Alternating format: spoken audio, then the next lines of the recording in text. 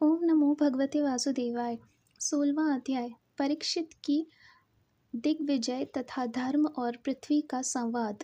सूत कहते हैं, शौनक जी, पांडवों के महाप्रयाण के पश्चात भगवान के परम भक्त राजा परीक्षित श्रेष्ठ ब्राह्मणों की शिक्षा के अनुसार पृथ्वी का शासन करने लगे। उनके जन्म के समय ज्योतिषियों ने उनके संबंध में जो कुछ कहा था, वास्तव में वे सभी महान गुण उनमें विद्यमान थे। उन्होंने उत्तर की पुत्री इरावती से विवाह किया। उससे उन्होंने जन्मेजय जय आदि 4 पुत्र उत्पन्न किए तथा कृपाचार्य को आचार्य बनाकर उन्होंने गंगा के तट पर 3 अश्वमेध यज्ञ किए, जिनमें ब्राह्मणों को पुष्कल दक्षिणा दी गई।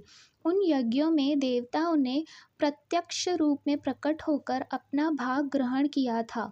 एक बार दिग्विजय करते समय उन्होंने देखा कि शूद्र के रूप में कलयुग राजा का वेश धारण करके एक गाय और बैल के जोड़े को ठोकरों से मार रहा है। तब उन्होंने उसे बलपूर्वक पकड़कर दंड दिया। शौनक जी ने पूछा, महाभाग्यवान सूत जी, दिग्विजय के समय महाराज परीक्षित ने कलयुग को दंड देकर ही क्यों छोड़ दिया, मार क्यों नहीं डाला? क्योंकि राजा का वेश धारण करने पर भी था तो वह अधम शूद्र ही, जिसने गाय को लात से मारा था। यदि यह प्रसंग भगवान श्री कृष्ण की लीला से अथवा उनके चरण कमलों के मकरंद रस का पान करने वाले रसिक महानुभावों से संबंध रखता हो तो अवश्य कहिए। दूसरी व्यर्थ की बातों से क्या लाभ, उनमें तो आयु व्यर्थ नष्ट होती है। प्यारे सूत जी, जो लोग चाहते तो हैं मोक्ष, परंतु अल्प आयु होने के कारण मृत्यु से ग्रस्त हो रहे हैं, उनके कल्याण के लिए भगवान यम का आवाहन करके उन्हें यहाँ शांति कर्म में नियुक्त कर दिया गया है। जब तक यमराज यहाँ इस कर्म में नियुक्त है, तब तक किसी की मृत्यु नहीं होगी। मृत्यु से ग्रस्त मनुष्य लोक के जीव भी भगवान की सुधा तुल्य लीला कथा का पान कर सके, इसलिए महर्षियों ने भगवान यम को यहाँ बुलाया है। एक तो थोड़ी आयु और दूसरे कम समझ, ऐसी अवस्था में संसार के मंदभाग्य विषयी पुरुषों की आयु व्यर्थ ही बीती जा रही है, नींद में रात और व्यर्थ के कामों में दिन। सूत जी ने कहा, जिस समय राजा परीक्षित कुरुजांगल देश में सम्राट के रूप में निवास कर रहे थे, उस समय उन्होंने सुना कि मेरी सेना द्वारा सुरक्षित साम्राज्य में कलयुग का प्रवेश हो गया है। इस समाचार से उन्हें दुख तो अवश्य हुआ, परंतु यह सोचकर कि युद्ध करने का अवसर हाथ लगा, वे उतने दुखी नहीं हुए। इसके बाद युद्धवीर परीक्षित ने धनुष हाथ में ले लिया। वे श्याम वर्ण के घोड़ों से जूते हुए सिंह की ध्वजा वाले सुसज्जित रथ पर सवार होकर दिग्विजय करने के लिए नगर से बाहर निकल पड़े। उस समय रथ, हाथी, घोड़े और पैदल सेना उनके साथ साथ चल रही थी।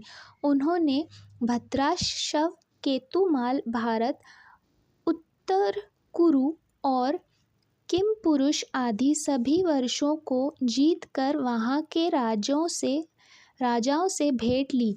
उन्हें उन देशों में सर्वत्र अपने पूर्वज महात्माओं का सुयश सुनने को मिला।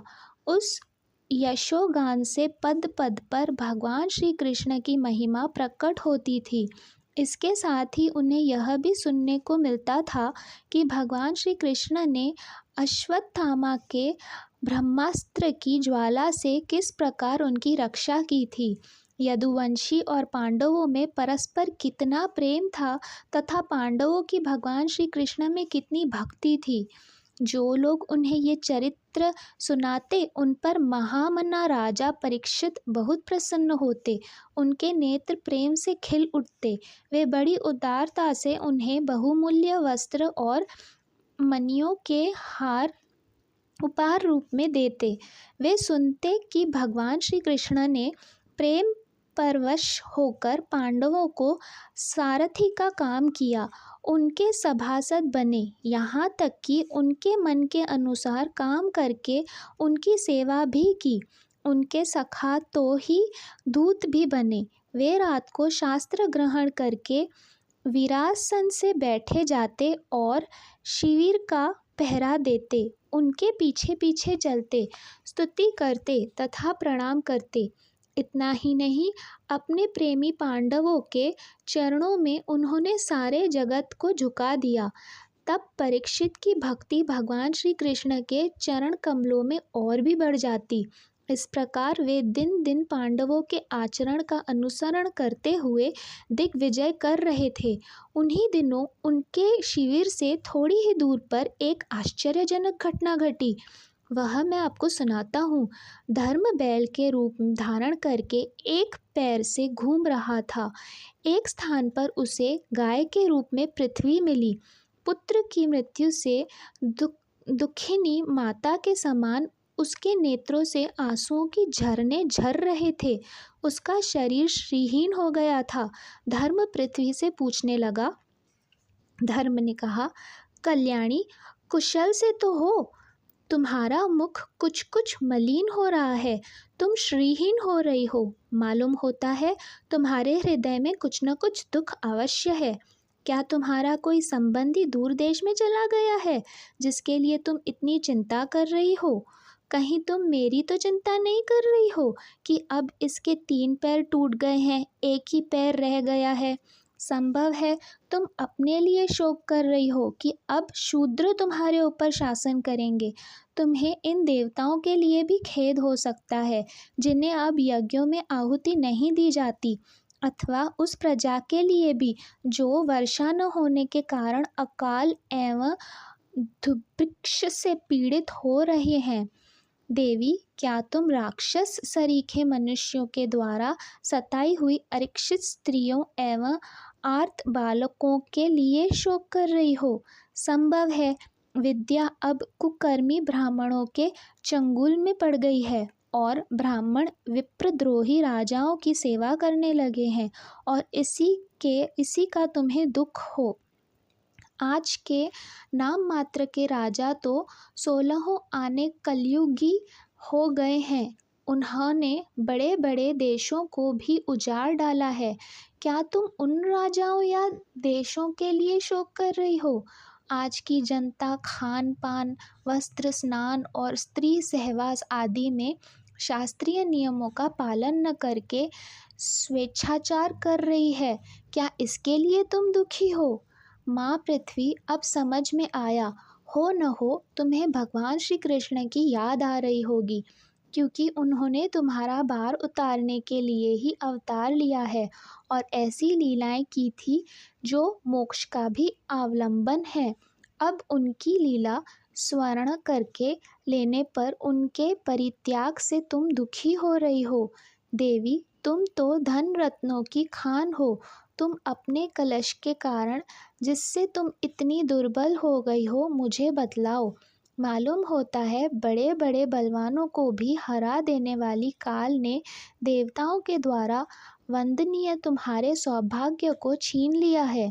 पृथ्वी ने कहा, धर्म, तुम मुझसे जो कुछ पूछ रहे हो वह सब स्वयं जानते हो। जिन भगवान के सहारे तुम सारे संसार को सुख पहुँचाने वाले अपने चारों चरणों से युक्त थे, जिनमें सत्य, पवित्रता, दया, क्षमा, त्याग, संतोष, सरलता, क्षम, दम, तप, समता, तितिक्षा, उपृत, शास्त्र विचार, ज्ञान, वैराग्य, ऐश्वर्य, वीरता, तेज, बल, स्मृति, स्वतंत्रता, कौशल, कांति, धैर्य, कोमलता, निर्भीकता, विनय, शील, साहस, उत्साह, बल, सौभाग्य, गंभीरता, स्थिरता, आस्तिकता, कीर्ति, गौरव और निरंकरता, ये 39 अप्राकृत गुण तथा महत्वाकांक्षी पुरुषों के द्वारा वांछनीय और भी बहुत से महान गुण उनकी सेवा करने के लिए नित्य निरंतर निवास करते हैं, एक क्षण के लिए भी उनसे अलग नहीं होते। उन्हीं समस्त गुणों के आश्रय सौंदर्य धाम भगवान श्री कृष्ण ने इस समय इस लोक से अपनी लीला संवर्ण कर ली और यह संसार पापमय कलयुग की कुदृष्टि का शिकार हो गया। यही देखकर मुझे बड़ा शोक हो रहा है। अपने लिए देवताओं में श्रेष्ठ तुम्हारे लिए देवता, पितर, ऋषि, साधु और समस्त वर्णों तथा आश्रमों के मनुष्यों के लिए मैं शोकग्रस्त हो रही हूँ, जिनका कृपा कटाक्ष प्राप्त करने के लिए ब्रह्मा आदि देवता भगवान के शरणागत होकर बहुत दिनों तक तपस्या करते रहे। वही लक्ष्मी जी अपने निवास स्थान कमल वन का परित्याग करके बड़े प्रेम से जिनका चरण कमलों की सुभुग छत्र छाया का सेवन करती हैं, उन्हीं भगवान के कमल, वज्र, अंकुश, ध्वजा आदि चिन्हों से युक्त श्री चरणों से विभूषित होने के कारण मुझे महान वैभव प्राप्त हुआ था और मेरी तीनों लोकों से बढ़कर शोभा हुई थी। परंतु मेरे सौभाग्य का अब अंत हो गया है। भगवान ने मुझे